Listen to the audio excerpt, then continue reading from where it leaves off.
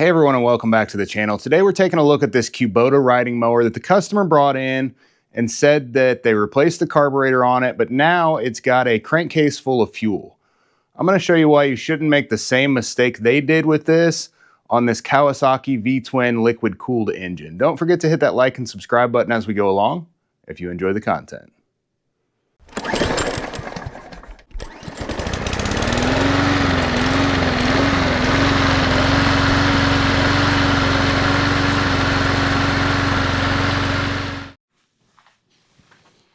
If we check the oil, it's not any higher than what it should be, but it does smell like gas. Not very good gas at that. Crankcase is definitely flooded with fuel. We can see pretty clearly this is an aftermarket, no-name carburetor, unbranded completely. Probably pretty cheap, under $30 with the whole kit it comes with. Now the question is the crankcase flooded with fuel because of this aftermarket carburetor? Did it have fuel flooded into the crankcase before they replaced the carburetor? I'm not really sure, but I do sometimes see the diaphragm fail in the fuel pump, and that can flood the crankcase also. We're going to check this out and figure out exactly what's going on and get it taken care of for the customer. Need a 10mm for the front. Take off the front two nuts. They were barely tight. Never a real good sign. Then we've got two right up here.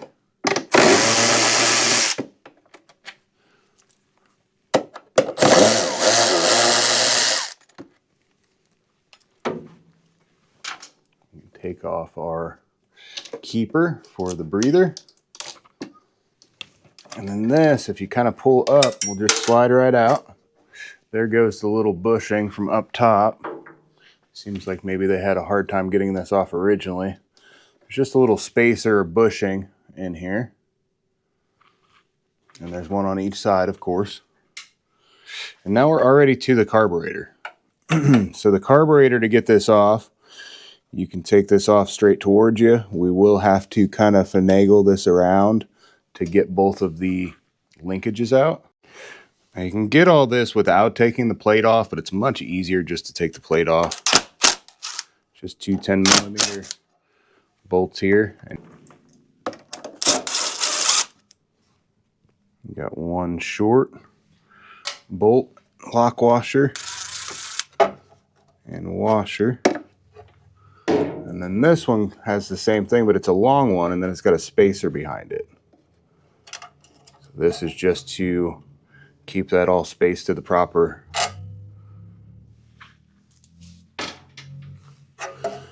place. And then here we can pull it out, and we'll move our choke linkage off, just like that.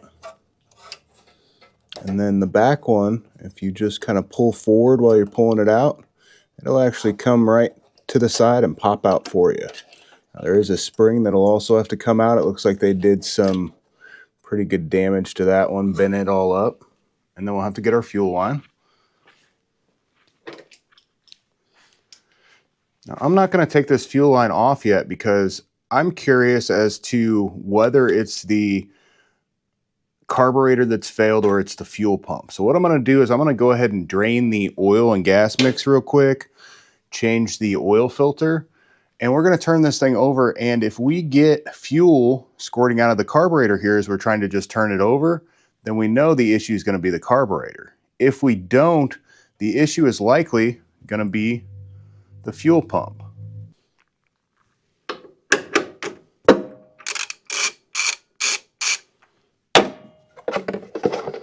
Dripping pretty quick there as I'm taking this out. Shouldn't take long to drain.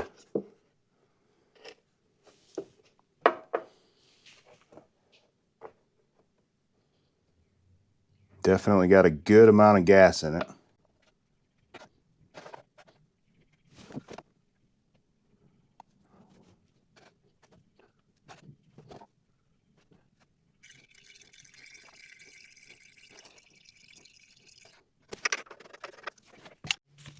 Change this filter out also.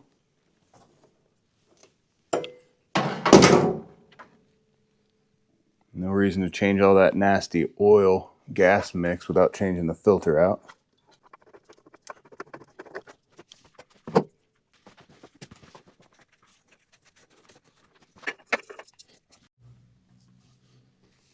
And some oil back in it.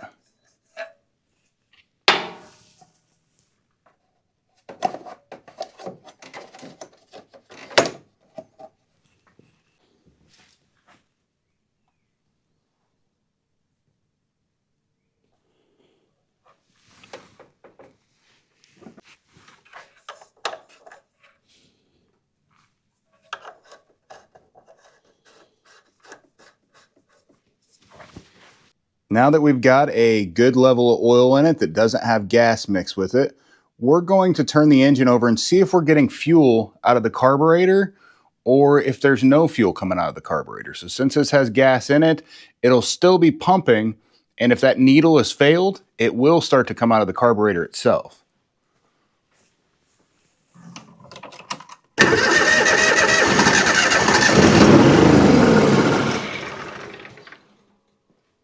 And there it is, dripping all over the place.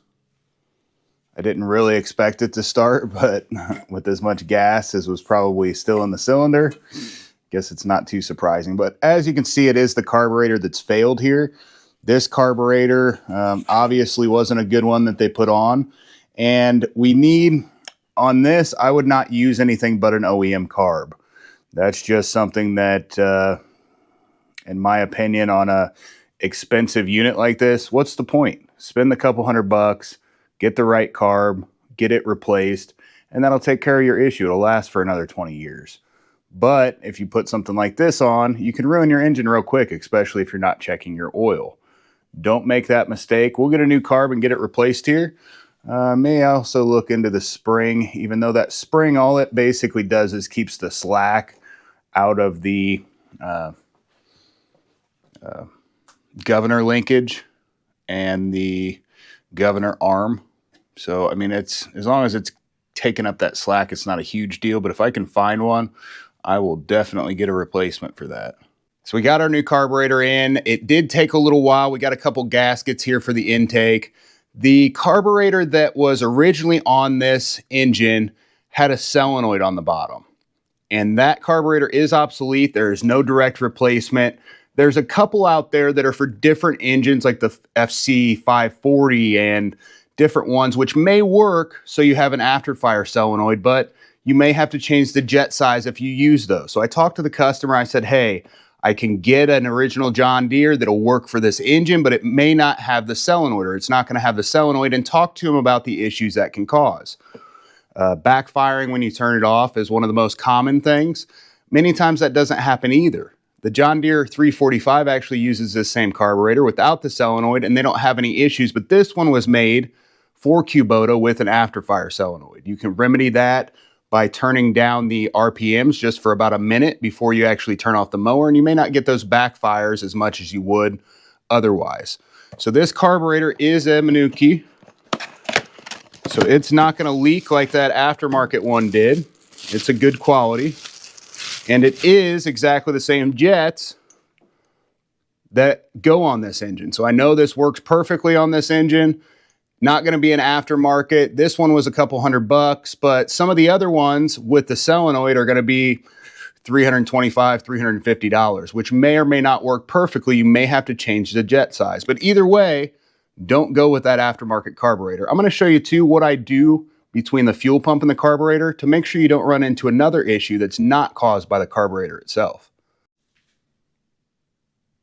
We will go ahead and drain this fuel real quick because we don't know the origin of it. I always like to start fresh if I'm not sure. So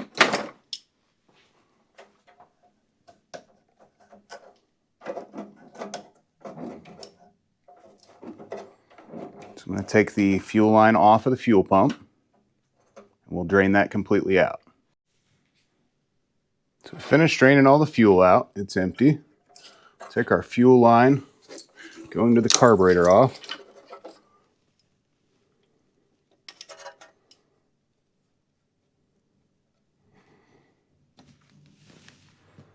I don't see any cracking or anything like that of the fuel line. If you do, you'll want to replace this fuel line.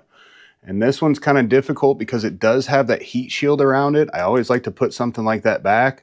And I always have a very hard time finding something that has a heat shield like that. The carburetor now will come straight towards us. I was not able to get this spring in time for this video, so we'll do a little bit of repair to that before we put it in the other one. This is kind of loose in there, but that's what that spring does, is it takes the play out from there for the governor arm. So that'll all go back together like that. And if you look at the new one versus the old one, they are pretty well the same. On the side, top, and the bottom, although this one is clearly stamped that it's a name brand and has some quality control symbols as opposed to nothing. So while we have this off, what I'm talking about here is the diaphragm of the carburetor sometimes will start to deteriorate, and it'll actually put little pieces of plastic through this line into the carburetor. Still a little bit of fuel sitting in there. So what I like to do is I like to cut about 2.5 inches or so away from where the fuel line is. And then I like to cut about 1 inch or so out of the fuel line just to make it a little shorter. And then we're actually going to add an inline fuel filter between the fuel pump and the carburetor. I don't know why there's so much hanging out in there. That gas actually looked perfect. I didn't see anything that would tell me otherwise, no moisture or anything in it.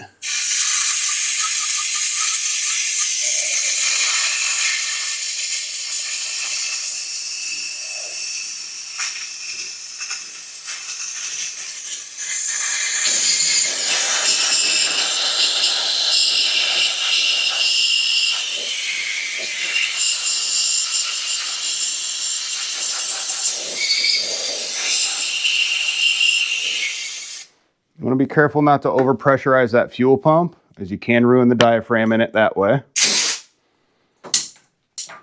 Got a good amount of gas on me there. And I'm going to add this. I'm adding a better fuel filter here than the original one. The original one is just a screen filter, smaller one. And I like this one for a little better filtration. It's not going to hurt to leave both of them in line.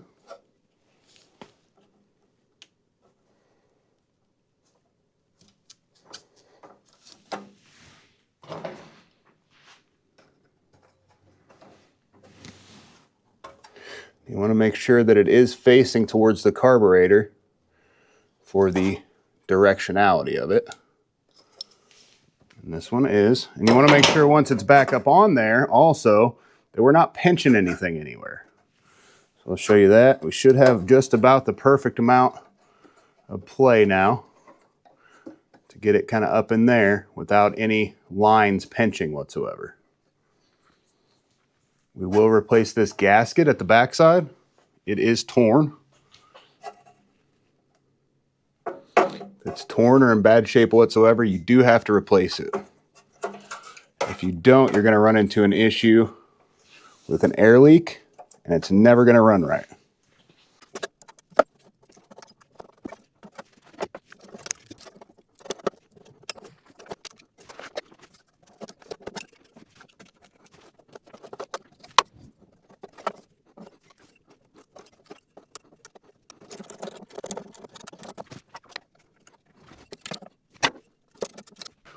As I was taking a little better look, I realized that I normally do the little bit longer one at the bottom and the shorter one at the top.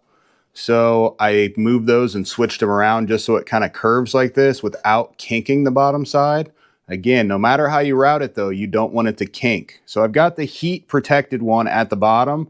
I'm not really worried about the other one at the top. It's far enough away from all the heat of the exhaust. We will take out our governor linkage and the spring. And since this spring is kind of in bad shape. I'm going to do just a little modification on it as we get it all hooked back up. So we've got it back in there like it should. On this end, where it's originally twisted at, we're going to get a little bit different of an angle as opposed to that original one that was in there, just to give us a little bit more tension than what was originally there. So I'm just going to snip that, a little piece at the end. And that just makes sure that we're not going to have an issue with the, basically if you don't get the tension out of this rod, you'll get surging going on. So that looks good. We're back more to like what we should be than this being all stretched out. Our gasket, I've got one here. If you're using an intake gasket other than the OEM, you got to make sure it matches up and that nothing restricts it. This is perfect. Go right on there like such. We've got our choke linkage. We'll move over next.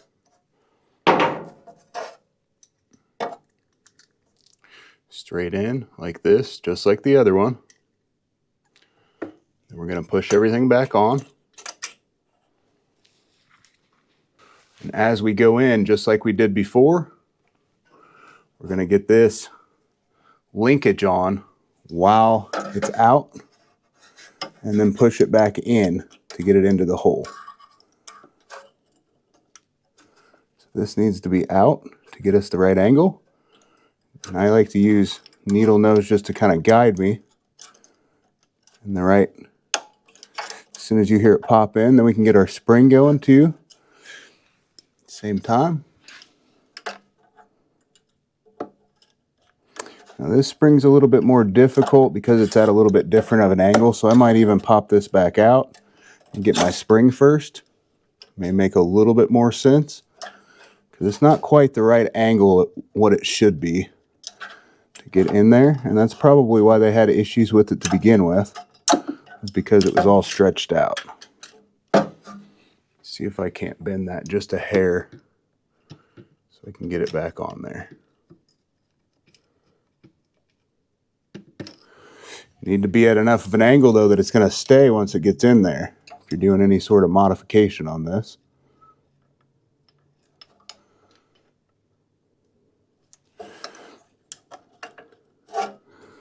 Okay, so it's in there.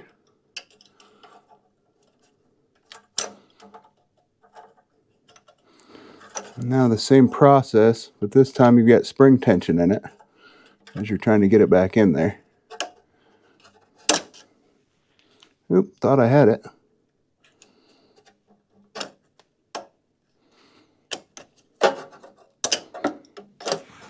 There it goes.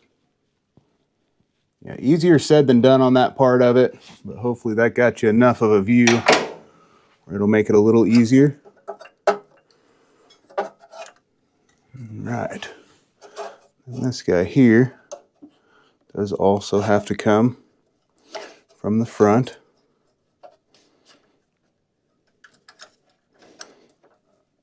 So you've got to turn him kind of to the side. And it's down in there. And then all that should work. You can test it right now even by engaging the choke. If you're holding it there, the choke should engage if you're holding it in the right spot, and disengage. Engaged, disengaged. So we've got our two bolts that hold this plate back on. Remember, the one was longer and then it has a spacer right behind it. You've got to install that. You've got to get that spacer on the back. It's going to go right in.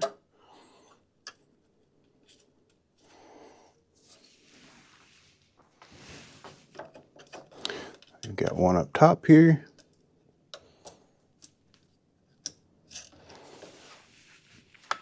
You should really be able to see exactly where those were set. There is a little bit of adjustment on here.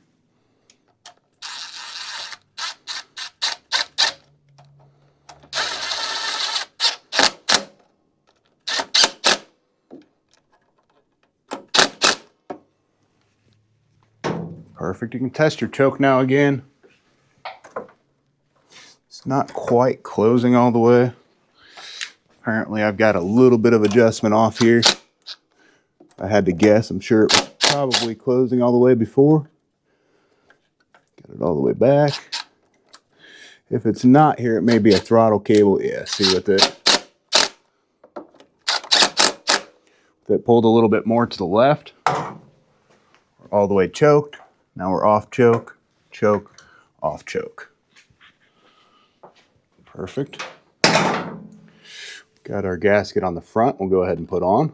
And again, no matter what, you got to make sure that doesn't interfere with your choke. Got your fuel line. Put it on. And this is just the right amount of bend. There's no kink or anything here, but it is a pretty good size bend. No matter really the way you route it, it's going to have a good bend to it. Just make sure that it doesn't kink and you'll be fine. You can add like a zip tie to hold it up a little bit to this top area. I think in this case we're going to be perfect. If you have any fuel flow issues afterwards, you can address that. Make sure that this O-ring does sit quite a bit up, higher than the plastic, otherwise it won't seal when this goes back on. You got your two little spacers or bushings that go in the top. Then you've got your two bolts with washers that go in there also. Now I always like to just put some anti-seize on those.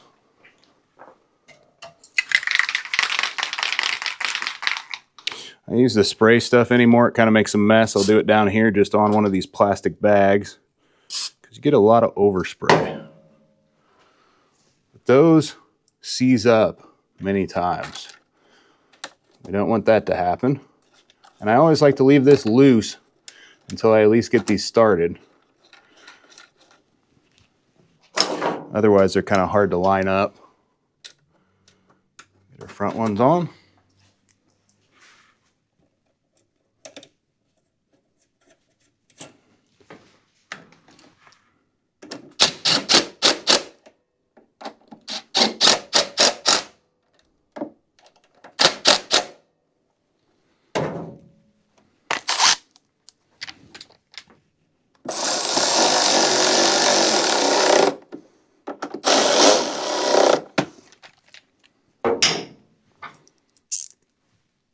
I didn't tighten that all the way down with my ratchet. Even if you try to do it by hand with that big long extension on there, you're going to over tighten it. You don't want to strip these out. Got our line for the breather. It goes back on. This guy here. And then we've got our fuel line. I'm not going to replace that original fuel filter that was on there. He replaced the line and the filter going all the way to the back when he did this, is what he told me anyway. Everything looks good. And the funny part is none of this stuff has a heat shield on it, and it sits closer to the muffler than this part does. So if you're too worried about that, I wouldn't be. I will get this zip tied up though, so it's a little bit further out of the way. We'll get a little fuel in here. And then since this battery is completely dead and he doesn't want me to replace it, I'll have to use my Noco boost to jump start it. It's completely dead. It wouldn't even run my fuel pump when I was draining the tank.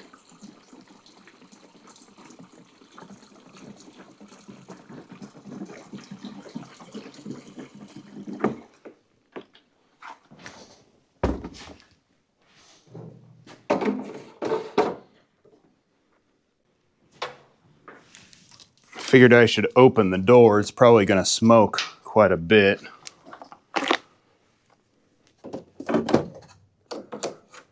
If you're ever using a jump pack, as soon as it starts, you want to remove it from the battery. That way it's not competing with the charging system of the mower.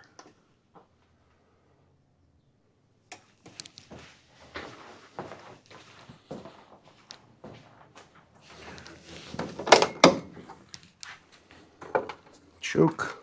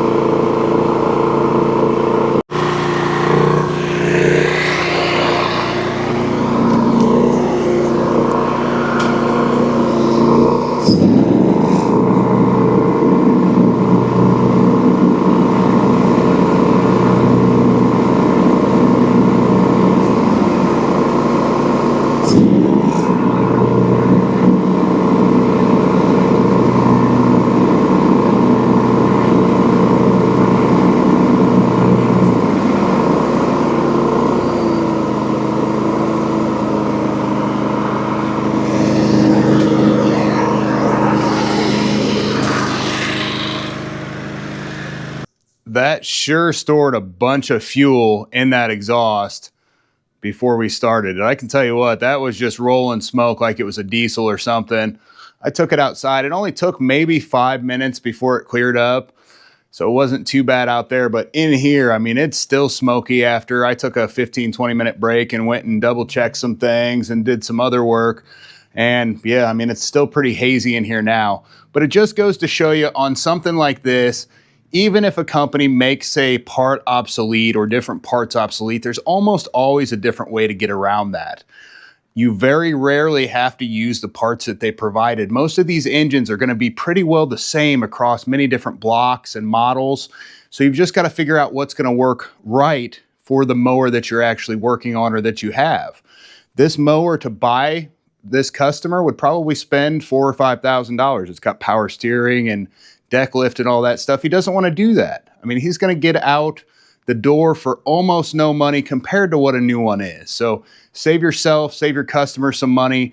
Don't worry about OEM parts, but figure out what's going to work. It took a little bit of research, took some time. I will put both the John Deere part number and then I'm going to peel the John Deere tag off and see if I can get the actual Kawasaki part number also for you guys. And I'll put that in the description below. If you need to clean your carburetor, if you have an OEM one still on there or rebuild it, I'll put the link to that down in the description also. Hopefully this helps somebody out. Don't forget to hit that like and subscribe button if you enjoyed the content. Thank you for watching.